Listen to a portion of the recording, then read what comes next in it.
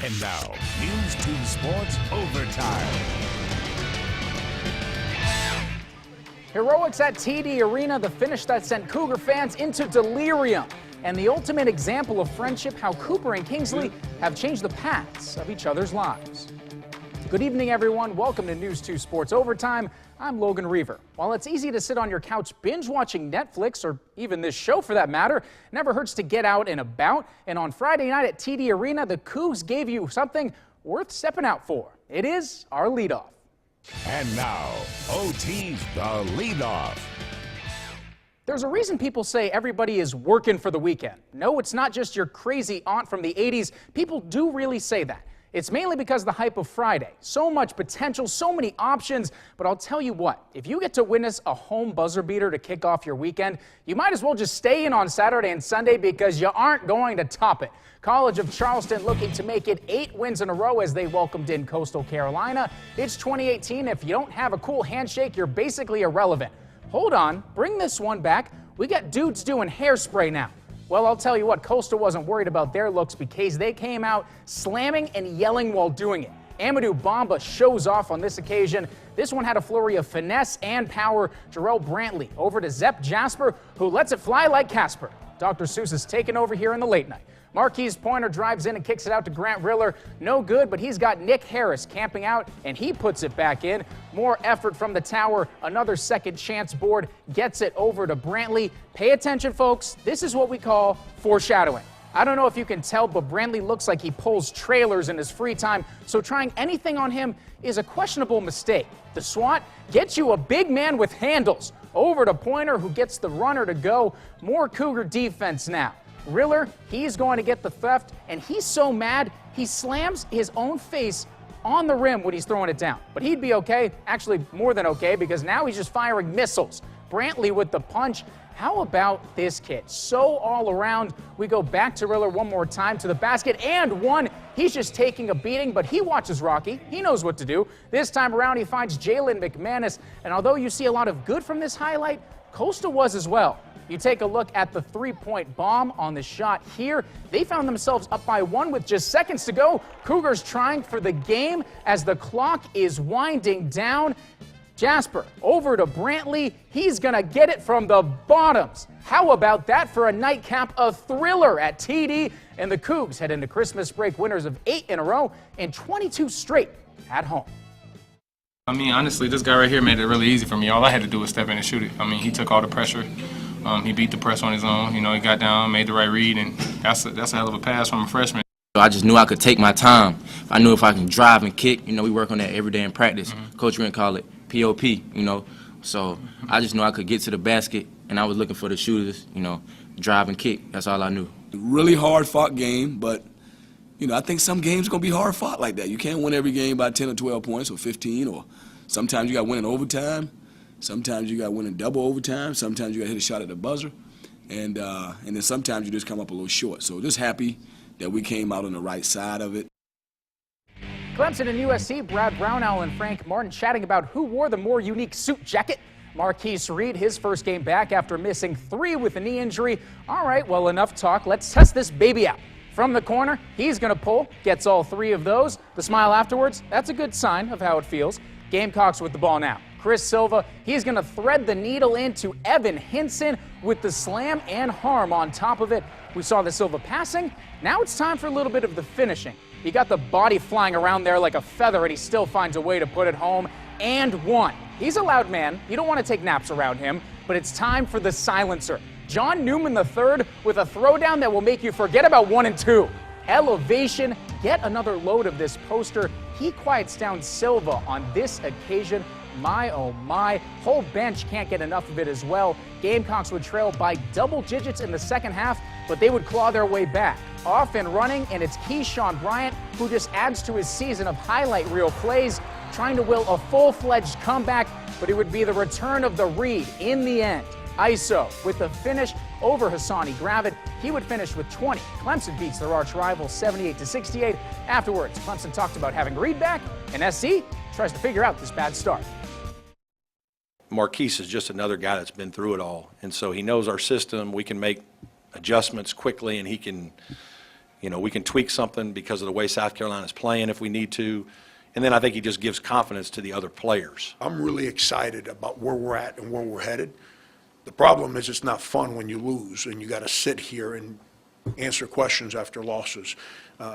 But the excitement about the kids, their character, who they are, their willingness to continue to come in and fight to grow, I really, really like that. I like where we're headed. With Cam Newton expected to be rolled out for the rest of the year, insert Taylor Heineke at QB. The former Old Dominion product made his first career start today. It was an emotional one as Taylor lost his father as a freshman at the school, and before the game, he had this to say. You know, he's my best friend. But I would say he's like the best father. You know, he did everything for me, and you know, that hit hard. I'll tell you one thing, he would have been at every game. He'll be at every game, whether it was away, if it was in London, he'll be there, you know. He would drop in anything for me, which is what any great father would do. As for how his day went, it started fantastic. Heineke is going to roll out, and he has no friendly neighbors around until Ian Thomas comes out of the bushes and gives him a nice glass of lemonade, you could say. Sometimes prayers are answered on your first career touchdown. You can just go and ask Brett Favre about that one. A 7-0 lead at that point, but things would only go down from there. Heineke would injure his elbow on this play and takedown from the Falcons, and although he would stay in the game, it didn't improve. On this occasion, rollout anything but the same. Tipped and picked by Jack Crawford. Panthers dropped their 7th in a row, 24-10. National Signing Day is always a time to embrace the student athlete, recognize their accomplishments, and what they have done in their lives up to this point. Well, this is one very special story that stood out above the rest, and what makes it different is on this day, the player deflected his moment to give his day in the sun to a very special person. Hanahan's Cooper Dawson had a choice between 18 different schools throughout the country when it comes to where he would play football next. But rather than tell you himself, he gave the stage to his friend Kingsley Feynman, who suffers from cerebral palsy. I brought Kingsley out here today because he's inspired me a lot through the torn ACL process. He taught me that the only disability is a bad attitude, and if he can come around every day with this big old smile on, I can do it just the same. So without further ado, I told Kingsley I'd announce it to him before I told anyone else. So I'm gonna tell him, and then I'll let him announce to y'all.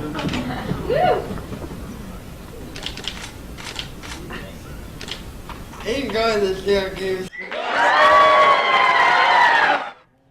Now, that is a story you will see a full feature on tonight, so stick around for that. Tarius Drayton will be sticking around these parts to continue his football career. The James Island offensive lineman signed with the Citadel. Now, we know that's always an interesting choice. The military college experience is unlike any other, but Drayton says he knew he always wanted to be a Bulldog, so that way he could be immersed in a lifestyle that he is familiar with. Well, I come from like a military family. I always thought like the military training and like the mentality of how they carry themselves like puts you a step above and creates the experience that others won't experience. Tarius' athletic ability is he's got so much upside as well. Is we have to develop him. He looks like a defensive lineman when he runs through some of the defensive line drills, but he carries himself like an offensive lineman. He's a pretty thick dude. We should put that on a bumper sticker. He's a pretty thick dude. Now, what you don't see there is hair. You go, yeah, so? The dude had dreads down to here 3 hours before that. Now it's gone. I'll tell you what, if somebody comes for me with a razor, we're going to have some problems. But he doesn't. Yeah, it's different. I wanted to cut it earlier, but I had to play in the North-South game, and I didn't want to play in the game that I never played in my hair. Also signing the dotted line was Berkeley running back Keyshawn Wicks, as he will be heading to Old Dominion for his college career. Don't expect him to be the last Stag to sign, though. Coach Randy Robinson expects more in the coming months. We've all got that one kryptonite, right? That one hump we just can't get over. For me, it's watermelon Sour Patch Kids. Evil little buggers get me every single time. Well, for Wando, it's West Ashley. No current player or coach has beat the Wildcats in their time with the school. But another shot of redemption this week.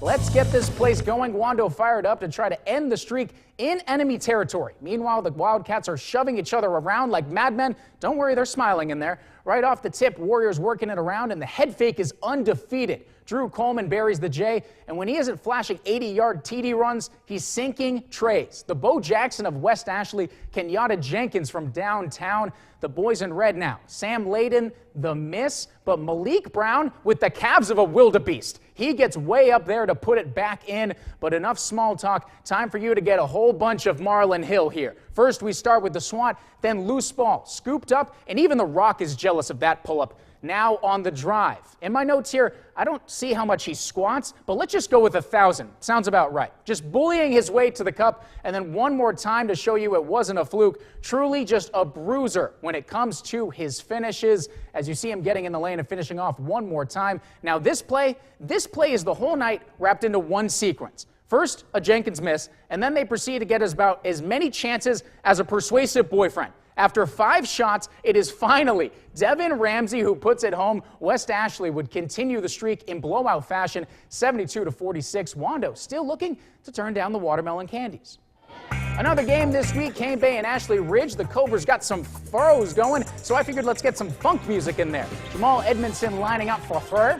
Cobras going right back at it, though. Laquan Smalls, not a body in sight, just shooting practice, basically. So we saw the determination before of West Ashley a couple seconds ago.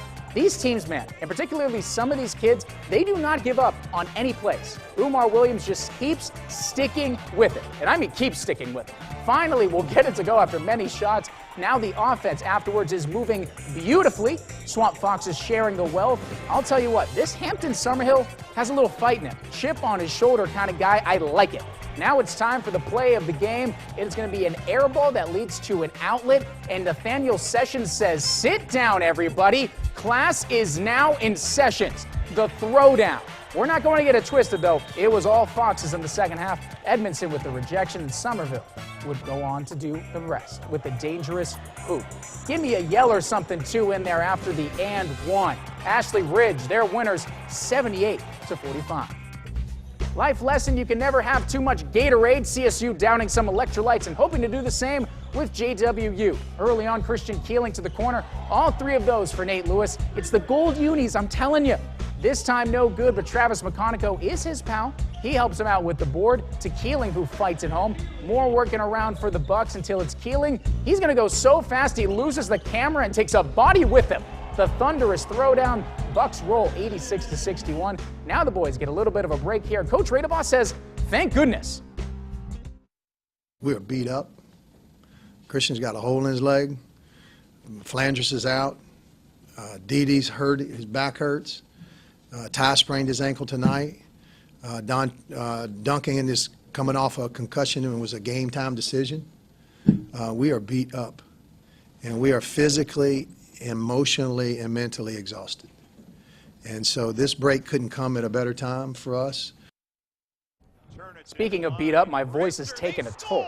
Up and down weekend for the Rays in Greenville. A narrow 4-3 win on Friday was almost finished off with a 3-goal comeback in the third on Saturday, but the Swamp Rabbits put a damper on it when they won in overtime. So all in all, 1-1, they are back home on December 28th. You saw them a second ago, but now it's time to hear the full story of these two, Cooper and Kingsley, coming your way next. And now, the OT Spotlight. Earlier in the show, you met Kingsley and Cooper from National Signing Day. But that interaction and announcement is just the beginning of a story that has changed the path of each of their lives. It is your OT Spotlight. Watch your head. Oh. You good? Yeah. Defining a friendship. It's the acts of kindness. A simple laugh. The impact you have on another life. At first he was a friend, and now he's more of an inspiration. I feel like we're brothers sometimes because we're very close. Cooper Dawson and Kingsley Feynman first met in their freshman year at Hanahan High School. I saw him rolling down the hallways, and he always had the biggest smile on. So I went up and introduced myself. Funny, he goes, "Hi, I'm Kingsley," and then he goes, "Did you know I have cerebral palsy?" I wanted to show him I can, even though I can't walk, I can still talk. What is your favorite thing to do with Cooper? Ding dong ditch. Ding dong ditch? I mean, you know.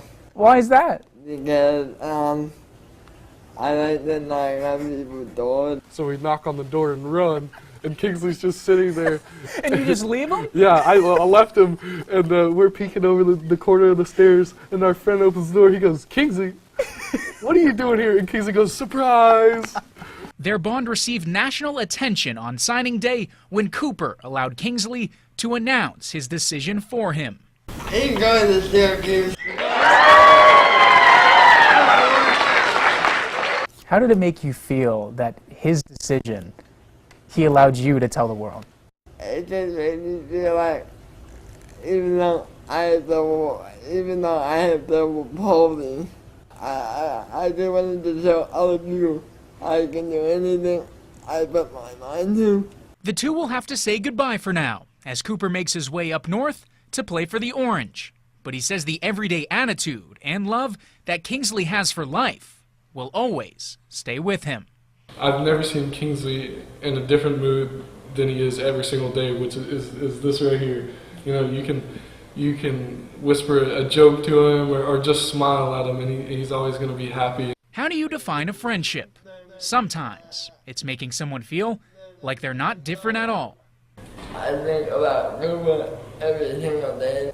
Some days I have bad days, some days I have good days, and some days I don't even feel like I have terrible positives and normal positives. Logan Reever, News 2 Sports. Truly some of the most incredible people you will ever come across. A new segment that will force you to live a perfect life and make no mistakes, because if you do, you'll be on the segment. That's coming up. And now, the OT's Carolina Connection. I'll tell you what, former Citadel receiver Andre Banks is like a fine wine. I couldn't tell you if it's more of a Cab or a Merlot. Some people just smell it and they know immediately. I don't really know how. But just like wine, he keeps getting better with age. This week, Roberts was named to his first Pro Bowl of his career as a kick return specialist. He led the league in kick return yards. Former Clemson Tiger Deshaun Watson had a day against the Eagles, 2 rushing touchdowns and 2 passing touchdowns, but a last-second Philly field goal won the game for him. News 2 is a fantastic place to work. People are great. The spot itself is incredible. But don't get it twisted. We are always up for a good roasting session, and that inspires this new segment, Boom Roasted. Our debut comes involving Chargers QB Philip Rivers, his outfit choice before the game against the Ravens last night. Now, love or hate Twitter all you want, but it gives you incredible content at times. Some people weighing in, saying, quote, Philip Rivers looks like a 65-year-old dad with a grandkid on the way. By the way, the roast comes on a scale of 3 flames, 1 being the least, and 3 being, oh man, you need to run for shelter. That's brutal. Another, Philip Rivers got in that baggy, bad word, button up with a cowboy hat. He clearly just ready to go home. 2 flames for that one, but all the less, Philip taking 2 L's last night. Stick with us. We'll wrap up the show after the break. So my producers told me I have 1 minute and 10 seconds to fill, so let's do this. Some things that you'll be going over this week will be most likely Sunday Night Football, as you saw the Chiefs and the Seahawks. The Seahawks clinching a playoff berth. They had 5 years off, and then they had 5 years of the playoff straight, and then they had 1 year off, the inverse of that. Come on now, Logan, it's late. I know you get it. You got to keep going, though. So they had 5 years of straight playoffs, 1 year off, and now they're back in the playoffs. Beautiful coaching job by Pete Carroll. Well, as for the Chiefs, they're barely holding on by a thread when it comes to the 1 seed. That's something you'll probably talk about at the water cooler with your boys. As for the Patriots, my main concern, they won today, but they're still at the 2 seed. Always talking about the AFC. The NFC, the Saints clinched the 1 seed, and the only reason I say this is because you most likely won't be at work tomorrow because, well, it's Christmas Eve now. So at this point, just keep enjoying the holidays, but the NFL is always going on. So is this show. It'll be me once again next week. So if you're really into this whole, Logan kind of rambles on for a while and then eventually the show ends, then just keep watching. I love it, and I hope you do too. That's it for News 2 Sports Overtime. I'm Logan Reever. Have a happy holidays, everyone, and enjoy your week.